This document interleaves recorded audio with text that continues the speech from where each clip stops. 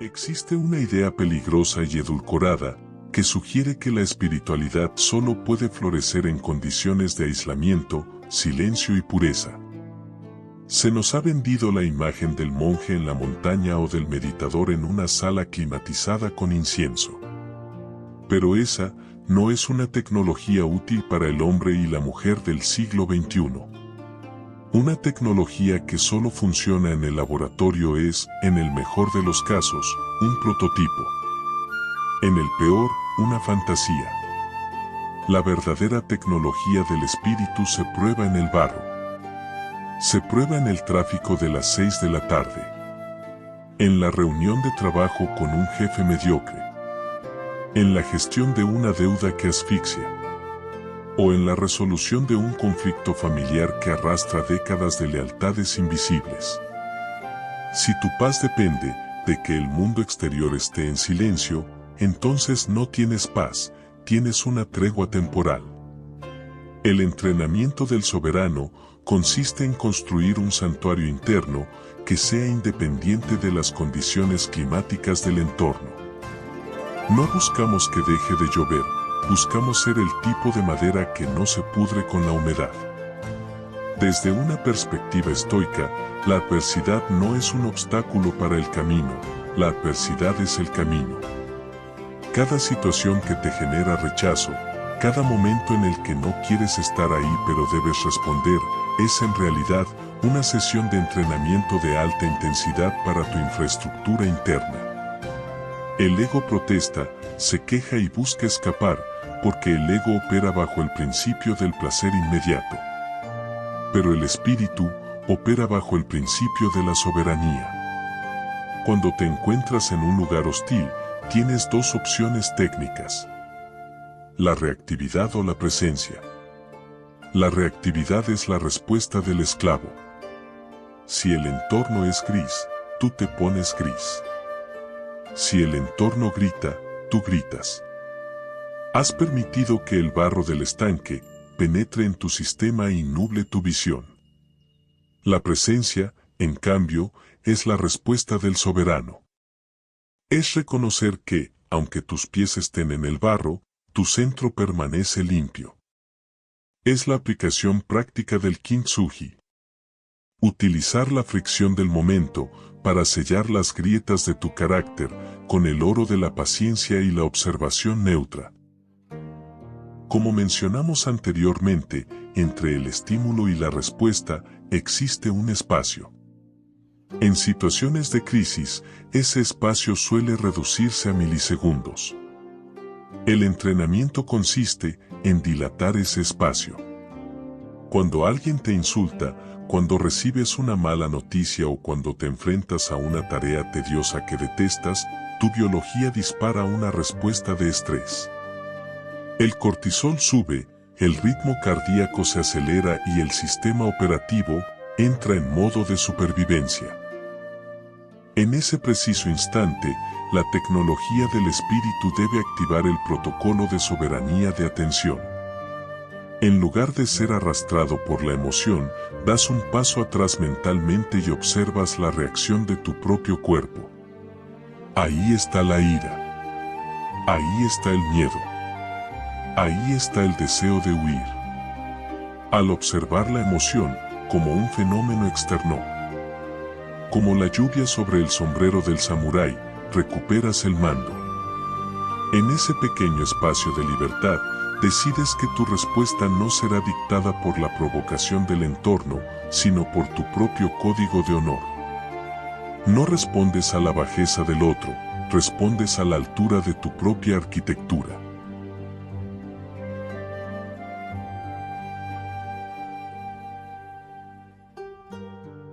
Una técnica avanzada de este entrenamiento es lo que llamamos habitar la armadura. Imagina que tu rol social, tu trabajo y tus obligaciones son una armadura que debes vestir para interactuar con el mundo. A veces, la armadura es pesada. Está oxidada o nos queda pequeña. Pero tú no eres la armadura. Tú eres quien habita el interior. Cuando estás en una situación que no te gusta pero que debes cumplir, deja de luchar contra la situación y empieza a observar cómo habitas tu papel. Si tienes que limpiar, limpia con la precisión de un cirujano. Si tienes que negociar, hazlo con la frialdad de un ajedrecista. No le entregues tu energía emocional a la tarea, entrégale solo tu ejecución técnica. Esto crea una distancia saludable. El barro puede ensuciar la armadura, pero no llega a la piel. Esta gratitud radical, por la oportunidad de probar tu templanza, transforma el tedio en un ritual de poder. Estás ahí, como un invitado de honor en el banquete de la vida, incluso si el menú de hoy es amargo. Sabes que el banquete no es la comida, sino la capacidad de estar sentado a la mesa, sin perder la compostura. La alquimia del tengo que al elijo. La mayor fuga de energía espiritual ocurre cuando vivimos en el lamento constante del tengo que. Tengo que trabajar, tengo que pagar. Tengo que aguantar. Este lenguaje es el lenguaje de la víctima y debilita la infraestructura del espíritu. La tecnología del espíritu nos exige una transmutación lingüística y mental. Cambiar el tengo que por el elijo. Incluso, en las situaciones más restrictivas, siempre hay una elección. Eliges cumplir con esa obligación porque valoras las consecuencias de hacerlo, o porque has decidido que ese es el precio de tu libertad en otras áreas. Al reclamar la autoría de tu presencia, en ese lugar, recuperas la soberanía. Elijo estar aquí y elijo hacerlo con excelencia, no por el resultado, sino por lo que esto hace de mí. Esta es la fuerza del sauce que mencionamos.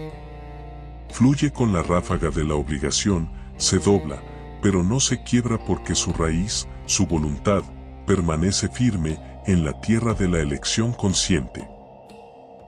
En el barro del día a día, el ruido es constante. Críticas, expectativas ajenas, urgencias artificiales. Un espíritu sin entrenar es como una esponja que absorbe todo el líquido del ambiente, volviéndose pesado y sucio. Un espíritu tecnológicamente avanzado es como una membrana osmótica. Decide qué deja pasar y qué bloquea. Debes aprender a filtrar el ruido del barro. Lo que la gente piense de ti, mientras cumples con tu deber, es ruido. La impaciencia del mundo es ruido.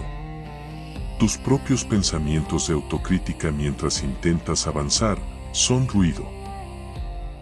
La técnica consiste en mantener el enfoque láser en la tarea inmediata. El estanque puede estar agitado fuera de ti, pero dentro de tu centro de mando, el agua está recuperando su transparencia.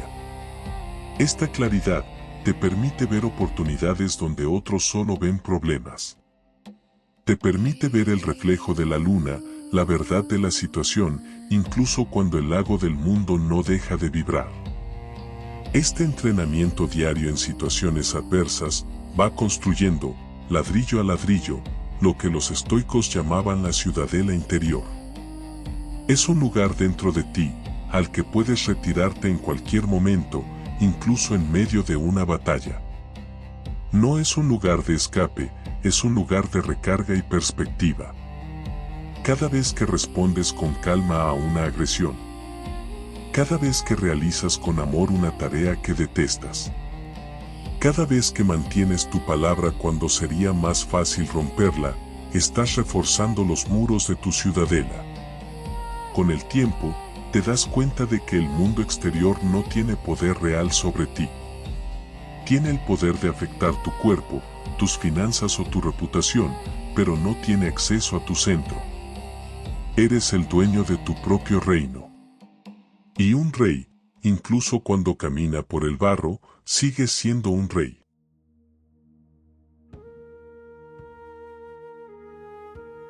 Para cerrar este bloque, debemos entender el concepto taoísta del Wu Wei, aplicado al conflicto. No se trata de no hacer nada, sino de no forzar las cosas contra su naturaleza. En el barro, si luchas frenéticamente para salir, solo te hundes más. Si te relajas, fluyes y utilizas la densidad del barro a tu favor, emerges con menos esfuerzo. Responder desde el espíritu es responder con la fluidez del agua. El agua rodea el obstáculo, no choca contra él. Si la situación es rígida, tú sé fluido. Si el entorno es agresivo, tú sé neutro. Al final, lo que es rígido se quiebra, y lo que fluye, permanece. Has aprendido que la verdadera fuerza no nace de la dureza, sino de la capacidad de habitar el barro, sin convertirte en él. Prepárate, porque en el siguiente bloque vamos a hablar de cómo este espíritu fortalecido en la adversidad se traduce en valor real, en abundancia y en vínculos que dejan de ser cargas, para convertirse en espejos de tu propia luz.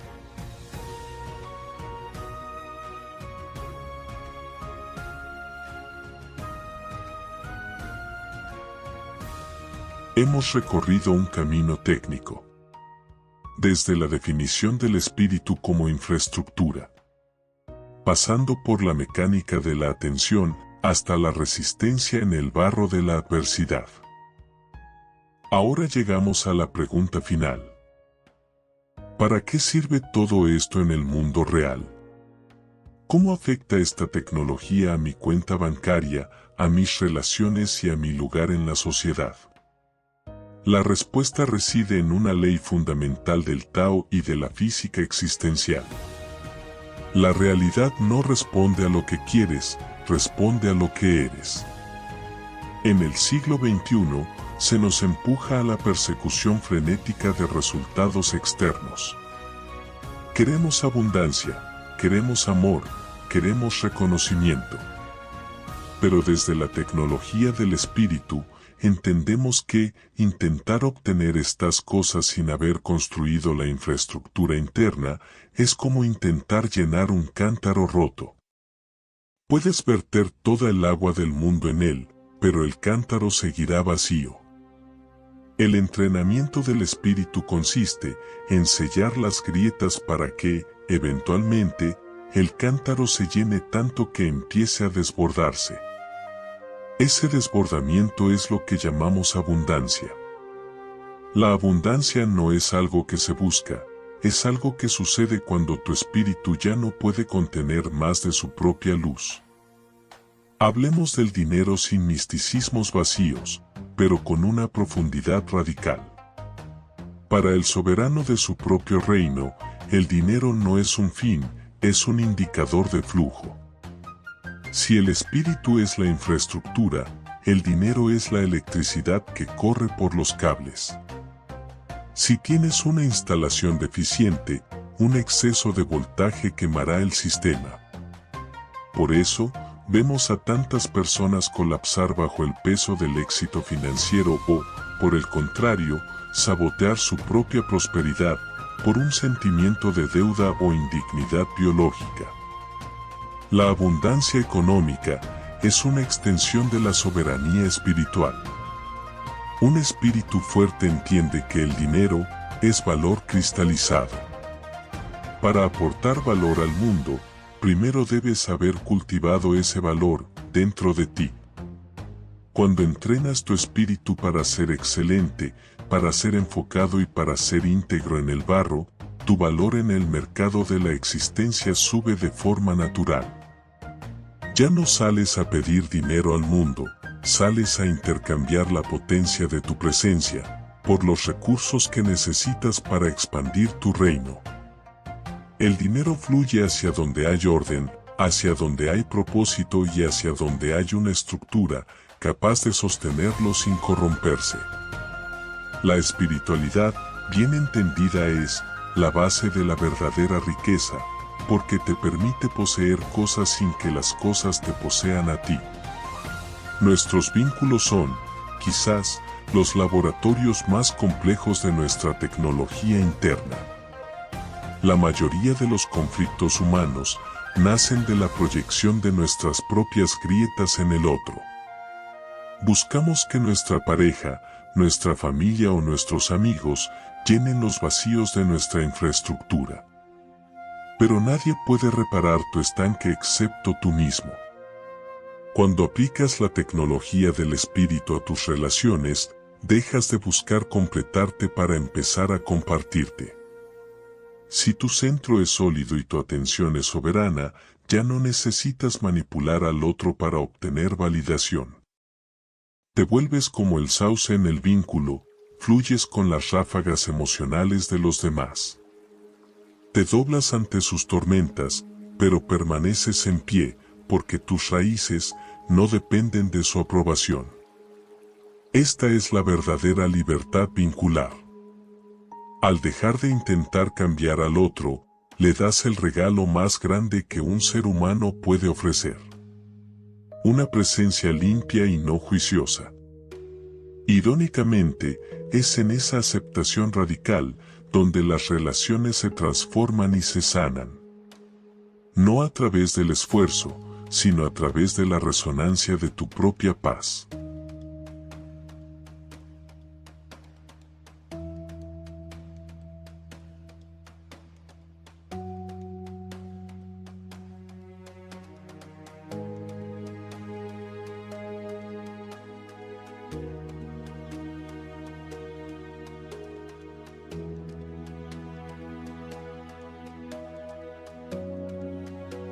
Existe una falsa humildad que sugiere que debemos ser débiles para ser buenos. Pero la tecnología del espíritu nos enseña lo contrario. Un espíritu débil no puede ayudar a nadie. Para aportar más y mejor al tejido de la sociedad, para ser un mediador efectivo. Para ser una voz que resuene con autoridad, necesitas masa crítica interna. Necesitas haber pasado por el fuego de la disciplina y haber forjado una voluntad que no se quiebre ante la primera dificultad. Fortalecer tu espíritu no es un acto de egoísmo, es un acto de responsabilidad social. Cuanto más soberano eres de tu propia atención y tus emociones, más espacio creas para los demás. Te conviertes en un faro.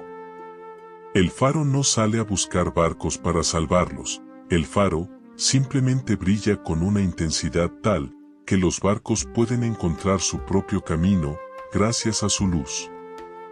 Tu trabajo es mantener la lámpara encendida y el cristal limpio. Tu aporte al mundo es la calidad de tu ser. Si tú estás en paz, el mundo que te rodea recibe esa frecuencia. Si tú eres íntegro, obligas a los demás a elevar su propia integridad por mera resonancia. Para que el espíritu se desborde, debe ser un espíritu integrado. Esto significa aceptar nuestras cicatrices, nuestros errores pasados y nuestras lealtades invisibles. En la técnica del kintsugi, el oro no oculta la grieta, la resalta. Tus mayores dolores, esas situaciones en las que fuiste quebrado por la vida, son precisamente los puntos donde tu tecnología es más fuerte ahora, si has sabido soldarlos con presencia consciente. No ocultes tus grietas. No pretendas ser un ser de luz perfecto y sin historia. La perfección es estéril, la integridad es fértil. Un espíritu que ha sido roto y reparado tiene una profundidad que un espíritu nuevo no conoce. Esa profundidad es la que te permite empatizar con el sufrimiento ajeno sin ser arrastrado por él. Es lo que te da la autoridad para hablar de soberanía en el barro, porque tú mismo has habitado el barro y has emergido de él con el oro en las manos. Hemos llegado al final de este primer tratado sobre la tecnología del espíritu. Hemos definido la infraestructura, hemos entrenado la atención, hemos resistido en la adversidad y hemos comprendido el flujo de la abundancia. Pero recuerda, la información es solo lodo si no se convierte en praxis. De nada sirve que comprendas estos conceptos y mañana, ante el primer estímulo externo, vuelves a entregar tu reino. Ser el dueño de tu propio reino es una decisión que se toma cada segundo. Es el compromiso de no permitir que el ruido penetre en tu centro. Es la elegancia de saber que eres un invitado de honor en este banquete llamado vida y que tu única obligación es disfrutar de la comida sin olvidar quién eres realmente. A partir de hoy, cuando mires el mundo, no busques qué puedes obtener de él. Busca cómo puedes habitarlo con tanta soberanía que tu mera presencia sea un regalo. Deja que el barro baje. Deja que el agua recupere su transparencia. Y entonces, solo entonces, verás el reflejo de la luna en tu propio lago, constante, sereno y eterno. Tú decides si eres el roble que se quiebra o el sauce que fluye. Tú decides si eres el esclavo de tu reacción o el soberano de tu paz. Bienvenido al entrenamiento. Bienvenido a tu propio reino.